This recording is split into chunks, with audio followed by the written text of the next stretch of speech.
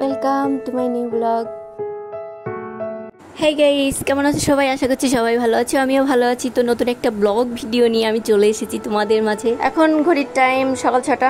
আমি উঠেছি, সাথে সাথে আমার বিলাইখানাও উঠে গেছে। এটা ওর রেগুলার ডিউটি। আমি যখন ঘুম থেকে উঠি সেও উঠে যায়। উঠে কোনো মতে ঘুমটা ভেঙে আর কি চলে যাচ্ছি ওয়াশরুমে। হ্যাঁ, ওয়াশরুমে যাচ্ছি। আমি ওয়াশরুমের কাজকর্ম সেরে এখন ফেস ওয়াশ দিয়ে একটু মুখটা ধোবো। আর এই যে আমার ওশিয়া, তাকে আমি রেগুলার মুখে দিই। মুখ তো ফর্সা করে না, কিন্তু একটা সুবিধা আছে, ওটা মাখার পর আর কি আমার মুখে কোনো পিম্পল ওঠে না। ফ্রেশ ট্রেশ হয়ে চলে যাই আয়নার সামনে, যাই চুলটা আঁচড়াই আর নিজের হয়ে একটু দুঃখ প্রকাশ করি। কেন যে দিন দিনে তো কালা হচ্ছি ভগবান জানে। আর এই যে আমার ছোট্ট পাখিটা, তার মা বাবা কেউ নাই, তাকে করে দিয়েছিলাম একটা ঘর, দিয়েছিলাম একটা বিছানা, কিন্তু সে বিছানায় থাকে না। তো যাই হোক, ওর একটু টেক কেয়ার করে তারপর চলে গেলাম ব্রাশ নিয়ে। এখন এই দাঁত ব্রাশ করতে করতে চলে যাব বাগানে।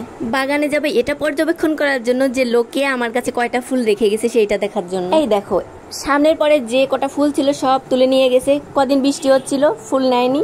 এই যে বৃষ্টি কমে গেছে, এখন সব ফুল নিয়ে যাচ্ছে। ও রাখে ওই উপরে পিছনের দিকে কটা। তো যাই হোক, তারপরে আমি মুখ টুক ধুয়ে চলে গেলাম ঠাকুর ঘরে। ঠাকুর ঘরে যে ঝাড় টাট দিয়ে তারপরে এখন আমি বাসনগুলো নিয়ে বাইরে চলে যাব আর আবার যাব বাগানে। দেখি আমার জন্য কতগুলো ফুল রেখে গেছে, সেই ফুলগুলো আগে ছিঁড়ে আনি, তারপর ঠাকুরের বাসন টাসন মেজে ঘরে নিয়ে আসবো। সরি, বাসনগুলো নিয়ে ঘর ঝাড় দিয়ে আমি আবার ঘরটা মুছেও গেছিলাম। ভাবছি ঠাকুর ঘরটা এই স্ট্যান্ড মুছুনি দিয়ে মুছবো না, হাত দিয়েই মুছবো। এভাবে দাঁড়িয়ে দাঁড়িয়ে মুছাই নিজের কাছে কেমন একটা লাগছে। তারপরে চলে গেলাম বাগানে। এই দেখো, বাগানে আমার প্রায় 2 রকমের সাদা ফুল আছে। এইটা টগর ফুল, জানি না আমি কি ফুল। আরে হ্যাঁ, টগর ফুল। ওইটা ছিল বড় টগর আর এইটা হচ্ছে ছোট টগর, মানে দুটোই সাদা ফুল আর কি। আমি সাদা ফুল যেগুলো হচ্ছে সব বলি বাড়ির সাদা ফুল, সাদা ফুল, সাদা ফুল। তো যাই হোক, এই যে আমি এখন গাছের একদম মগডাল থেকে যে সাদা ফুলগুলো আছে সেইগুলো এখন হাত দিয়ে টেনে হিচড়ে নামিয়ে তারপর ফুলগুলো ছিঁড়ছি। আর আমার কাছে কিন্তু সাদা এই বড় টগরটা হেভি লাগে, খুব সুন্দর লাগে, খুব খুব খুব। আর সাদা ফুলের ভিতর সব থেকে ভালো লাগে হচ্ছে বেলি ফুল। এই দেখো, এই পিঙ্ক কালারের জবা গাছটাই কিন্তু কালকে আমি অনেকগুলো কলি দেখেছিলাম, কিন্তু আজকে দেখি মাত্র একটা ফুল ফুটেছে।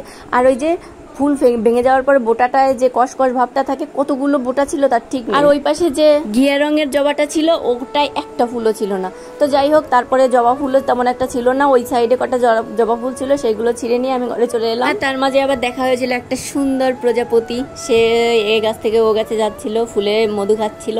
ফুলগুলো ঠাকুর ঘরে রেখে তারপর ঠাকুরের বাসনগুলো মেজে মোটামুটি আমার ঠাকুর ঘরে কাজ শেষ। এখন আমি চলে যাব রান্নাঘরে। সবার ওঠার সময় হয়ে গেল, চাটা করে নেব। তার আগে কাজ আমার রান্নাঘরটা পরিষ্কার করতে হবে। ভাবছিলাম সেরকম একটা ভিডিও করব যে এক তুড়ি মেরে সব কাজ কমপ্লিট হয়ে যায়, তা ভাবলাম না, কি করি কাজ সেইগুলো একটু দেখাই তোমাদের। এই দেখো, প্রতিদিন সকালে আমার এই রান্নাঘরের ডিউটি হচ্ছে আমি একদম রান্নাঘরটার এই ঘষে মেজে পরিষ্কার করে ফেলবো। প্রথমে আমার গ্যাস ওভেনটা, তারপরে আশেপাশের যে জায়গাগুলো আছে পুরো একদম মেজে তারপরে বাংলা ওয়াশ দিয়ে তারপরে ছাড়ান দেবো আর কি। পরিষ্কার পরিচ্ছন্ন আছে রান্নাঘরের একটা বিশেষ প্রয়োজনীয় ব্যাপার। রান্নাঘর পরিষ্কার পরিচ্ছন্ন থাকলে আমরা একটা স্বাস্থ্যকর খাবার খাই, এইটা তো মানো। আমি এই দুপুরে আর রাতে রান্নার পরে পরিষ্কার করি, আর সকালবেলাটা একদম ঘুম থেকে উঠেই এই কাজটা আগে করে নিই। আর রাতের সব এটো বাসন টাসন সবকিছু ঝুড়ি ভরে রেখেছি, কাকিমা আসলে ধুবে। তো আমি এখন চাটা করে নিই। প্রথম যখন এই বাড়িতে আসি, প্রতিদিন যে আমার কবার চা করা লাগতো তার ঠিক নেই। আর সে কি লাল চা না, সেটা হচ্ছে দুধ চা। আর খেয়ে সবার তো গ্যাস হতো, অনেক কষ্ট, অনেক বলে তারপরে এই সবার এই দুধ চার খাওয়ার অভ্যাসটা আমি ত্যাগ করিয়েছি। সত্যি বলতে দুধ চায় যে এত পরিমাণ ক্ষতি হয়, এত পরিমাণ গ্যাস হয়, বাড়ির লোকের প্রত্যেক দিন গ্যাসের ওষুধ লাগতো। এখন আর কেউ ওই দুধ চায়ের কথা তেমন একটা কেউ বলে না। ওই মাঝে মাঝে যদি ভালো লাগে করি, আর যখন কেউ আসে টাসে তখন দুধ চা। তো এই দেখো, কথা বলতে বলতে আমার চাটাও হয়ে গেছে। আর আমি চাটা করি একটা স্পেশাল ভাবে, একটু আদা দিয়ে, হালকা একটু নুন দিই আর অল্প পরিমাণ চিনি পাতি দিয়ে আমি চাটা করি। চাটা খেতে কিন্তু হেভি লাগে। সবাইকে চা দিয়ে আমিও চা খেয়ে তারপর চলে গেলাম আমার ঘরে। সকালবেলা ঘুম থেকে উঠে আর বিছানাটা তোলা হয় না, কারণ আরেকজন তো ঘুমায় থাকে। আর আজকে বিছানা তোলার পর এই জানলাটা খুলে দিলাম অনেকদিন পর, আর খুলে দেখি পাশের বাড়ির জায়গায় একটা কি যেন গাছ, ফুলের ওই গাছে এত সুন্দর একটা হোয়াইট কালারের ফুল ফুটেছে। আমার দেখে তো পুরো লোভ লাগছিল, কিন্তু আমি যাইনি। তো ঘরের কাজ সেরে আমি চলে গেলাম বাইরে, জামা কাপড় ভিজিয়ে রাখলাম। আর এখন আমি করে নেব টিফিনে আর কি যা খাওয়া হবে সেই সব। প্রথমে আমি ভেজে নিলাম আলু, আর আলুটা ভাজলাম। আজকে হবে হচ্ছে 2 রকমের খাবার, একটা হচ্ছে রুটি আর একটা হচ্ছে পান্তা ভাত। আমাদের বাড়িতে মাঝে মাঝে পান্তা ভাতটা খাওয়া হয়, ভালোই লাগে। আলু ভাজার পর আমি এখন করে নিচ্ছি ডিম ভাজা আর হচ্ছে ডিম সিদ্ধ। আর এদিকে কাকিমাও চলে এসে ঘর ঝাড় দিয়ে মোছা শুরু করে দিয়েছে। আর আমি চেষ্টা করি উনি আসার আগেই আমার কিছু কাজ বাজ কমপ্লিট করতে, না হলে উনি আসে এত আমার মাথা খায় কি বলবো। রান্নাঘরে ঢুকলে বলে কি আমি আসার পরেই তোমার কাজ শুরু হয়, কেন আগে করে নিতে পারো না। তো যাই হোক, উনি আসার আগেই আমি মোটামুটি আমার কাজগুলো সেরে নিই।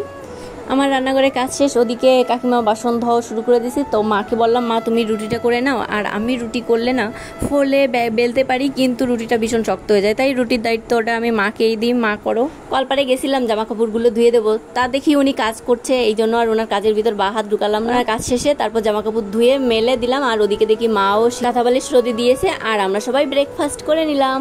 এত ধৈর্য সহকারে আমার ভিডিওটা দেখার জন্য আপনাদের অনেক অনেক ধন্যবাদ। দয়া করে একটা লাইক, কমেন্ট, শেয়ার করে দেবেন, আর যারা আমার পরিবারের নতুন একটা ফলো দিয়ে যাবেন। Tata, bye bye.